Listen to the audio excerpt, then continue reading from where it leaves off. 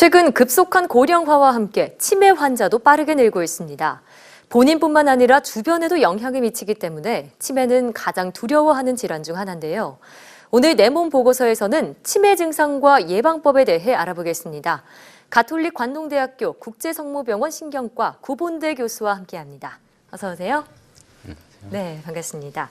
자, 나이가 들수록 가장 무섭고 두려워지는 그런 질병이 치매가 아닌가 싶습니다. 현재 얼마나 발생하고 있나요? 2014년에 중앙치매센터와 한국갤럽이 진행한 치매 인식도 조사를 보면 만 60에서 69세의 노인들이 가장 두려워하는 질병은 치매였습니다. 예. 암보다도 무서운 질병으로 인식되고 있는데요. 실제 암은 3세대 항암제인 면역 항암제가 나오면서 정복을 가시권에 두고 있지만 치매 치료는 아직 그만큼 발전하지 않았어요. 예. 근본 원인을 해결하기보다는 증상이 악화되지 않도록 관리하는 수준인 거죠. 완치로 가는 길이 더디지만 치매 환자 수는 계속 늘어나고 있는 추세입니다. 2017년 기준 65세 이상 인구 678만 명 중 치매 환자는 66만 명을 차지합니다. 예. 2024년에는 100만 명, 2039년에는 200만 명, 무려 2050년에는 300만 명을 넘어갈 것으로 예상하고 있어요. 네. 자, 일단 2017년 기준으로 봤을 때 노인 10명 중에 1명은 치매 환자다. 이렇게 볼 수 있을 것 같은데요. 이 치매에도 참 종류가 다양하다고 들었습니다. 대표적으로는 어떤 게 있나요? 치매는 뇌에 영향을 미치는 다양한 원인에 의해서 기억력을 포함한 언어 기능, 시공간 기능 등의 인지 기능이 다발성으로 장애를 일으켜 직업적 그리고 사회적 기능이 저하된 상태를 말합니다. 예. 대표적인 치매의 종류로는 서서히 신경세포가 죽어가는 퇴행성 질병인 알츠하이머 병이 있고 또 뇌혈관 질환의 이상에 의해서 발생하는 혈관성 치매가 있습니다. 알츠하이머 병은 대부분 기억력 저하에서부터 시작이 됩니다. 예. 초기에는 주로 몇 시간 혹은 며칠 전에 있었던 단기 기억력 저하가 발생하고요. 이 시기에는 젊은 시절에 있었던 일을 잘 기억하는 데 비하여 아침 식사로 무엇을 먹었는지 대답을 못하는 경우가 많이 있습니다. 예. 하지만 말기로 진행하면 거의 모든 일상생활과 기억을 상실하게 됩니다. 혈관성 치매는 두 번째로 흔한 치매의 원인 질환으로 예. 전체 치매의 15%에서 20% 정도를 차지합니다. 대부분 고혈압이나 당뇨, 고지혈증이 있는 경우가 많고 또 흡연을 하거나 과음을 자주 할 경우에 발생 위험이 증가합니다. 예. 혈관성 치매는 보통 뇌졸중을 동반하기 때문에 뇌졸중 증상이 동반되는 경우가 많습니다. 아, 이 혈관성 치매가 두 번째로 흔한 치매의 원인이면 첫 번째로 흔한 질환이 바로 알츠하이머 치매인 거군요. 예, 그렇습니다. 예, 치매의 일종이었군요. 알츠하이머 치매도. 이 대표적인 치매 종류 두 가지를 말씀해 주셨는데 다른 종류의 치매도 있나요? 다른 종류의 치매로는 루이체 치매와 파킨슨병 치매가 있습니다. 예. 파킨슨 증상이라고 불리는 움직임의 장애가 같이 나타나는 게 특징인데요. 파킨슨 증상은 파킨슨병이 있으면 나타나는 손의 떨림, 행동이 느려짐, 뻣뻣한 움직임 등의 증상을 함께 묶어서 이루는 것입니다. 치매가 파킨슨 증상보다 먼저 나타나면 루이체 치매일 가능성이 크고요. 치매가 파킨슨 증상보다 나중에 나타나면 파킨슨병 치매일 가능성이 큽니다. 예. 보통 70대의 증상들이 처음 나타나기 시작하고 환각이나 움직임의 장애, 렘수면 장애 등을 동반하는 경우가 많습니다. 예. 그래서 파킨슨 증상을 보이는 치매의 경우에 또 하나 꼭 생각해야 할 것이 수두증에 의한 치매를 감별해야 됩니다. 수두증에 의한 치매요. 수두증이라고 하는 것은 뇌 안에 뇌척수액이 차서 생기는 치매 현상으로 파킨슨 증상과 함께 보행장애, 소변실금 증상을 보이는데 이 치매는 비교적 간단한 수술로 치료가 가능한 치매입니다. 네.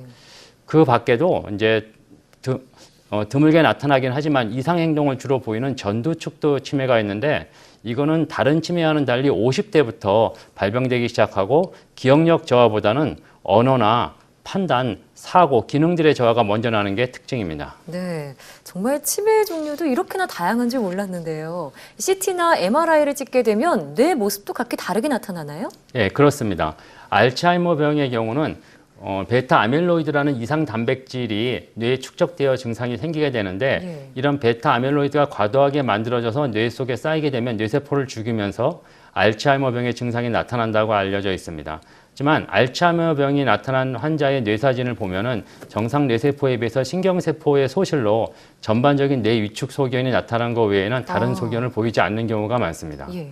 반면에 혈관성 치매 환자의 뇌 MRI를 보게 되면은 정도에 따라 차이는 있지만 공통적으로 뇌 백질에 하얗게 보이는 허혈성 변화를 볼 수가 있습니다. 예. 자, 그러면 이 뇌에 손상된 부분에 따라서 치매 증상도 혹시 다르게 나타나나요? 예, 그렇습니다. 예. 치매의 가장 흔한 원인 질환은 알츠하이머 병으로 이 경우는 해마의 병변으로 기억장애 증상이 제일 처음 나타나게 됩니다. 네. 처음에는 최근 기억에 대한 장애가 심하게 나타나다가 점차 예전 기억에 대한 장애로 진행하게 됩니다.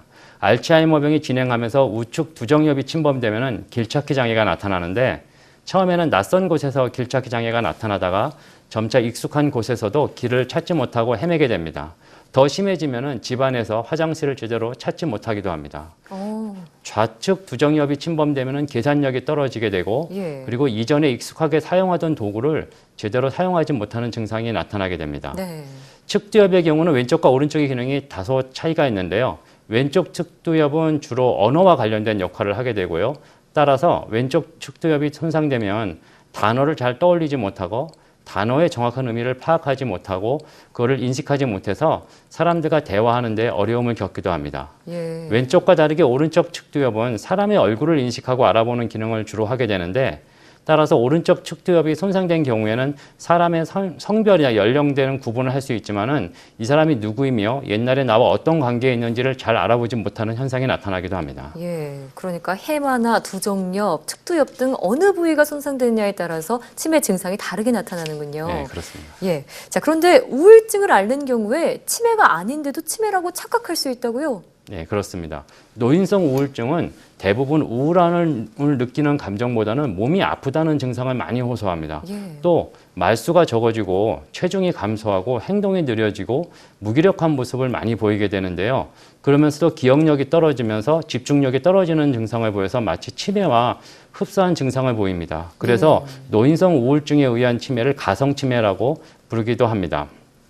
네. 많은 노인 환자가 이 우울증을 단순한 노화 현상으로 생각하고 제때 치료받지 않고 또 주변 사람들도 이러한 우울증을 치매로 착각해서 치매에 대한 치료를 제대로 하지 못하는 경우가 많습니다. 예. 하지만 노인성 우울증은 초기에 치료할 경우에 회복률이 80%에 이르는 그런 병이기 때문에 반드시 조기에 진단해서 치료하는 것이 굉장히 중요합니다. 네. 그 다음에 또 하나 치매와 구별해야 될 증상으로 선망이라는 것이 있습니다. 예. 선망은 이제 갑자기 나타나는 정신의 혼란을 이야기하는데요. 보통 환자가 환각 상태에 빠지는 경우도 있고요. 그리고 이상한 행동을 보이는 경우도 있어서 치매를 착각하기도 합니다. 하지만 선망은 치매와는 달리 갑자기 나타나고 또 그 지속 시간이 짧으며 대개는 회복되는 것이 특징입니다. 그렇군요. 그러니까 우울증과 이런 선망 같은 건 치매랑 확실히 구분을 해서 치료를 받아야겠네요. 네, 그렇습니다. 네. 또 이 귓불에 주름이 있으면 이게 치매의 전조 증상이다 이런 말을 들은 적이 있는데요. 맞는 건가요?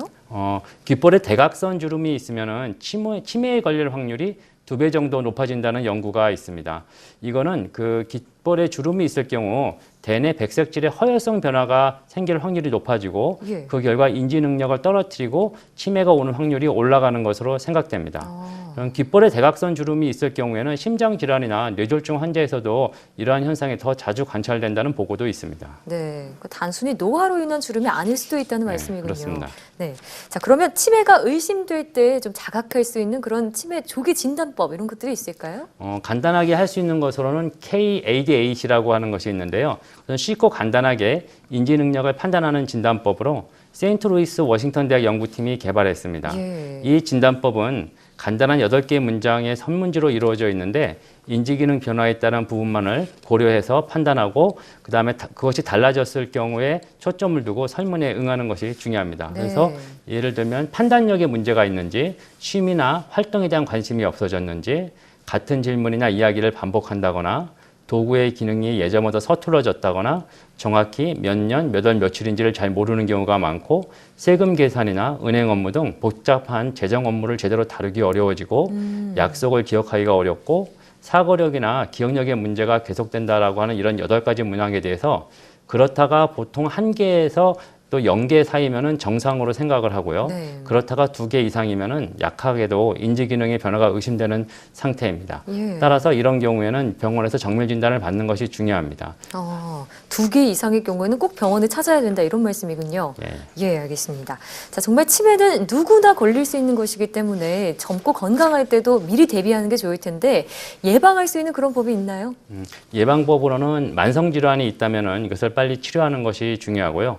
건강한 생활 습관을 유지하는 것만으로도 치매 발병을 3분의 1로 줄일 수가 있습니다. 예. 따라서 건강한 식단을 유지하시고 규칙적인 운동, 금연과 금주를 하는 것이 중요합니다. 네. 또 어르신들 같은 경우에는 해마다 보건소 찾아서 치매 조기 검진 같은 거 받는 것도 도움 될 것 같은데요. 예, 많이 도움이 됩니다. 그래서 지금 우리나라에 치매 센터가 있어가지고 전국적으로 치매 조기 검진이 이루어지고 있는데 거기에 적극적으로 참여하는 것도 치매를 조기에 발견하고 치료하는 좋은 방법이 될 수 있습니다. 예, 보건소 방문하는 것도 알아두시면 좋겠네요. 자, 지금까지 가톨릭 관동대학교 국제성모병원 신경과 구본대 교수와 함께했습니다. 오늘 말씀 고맙습니다. 네, 고맙습니다.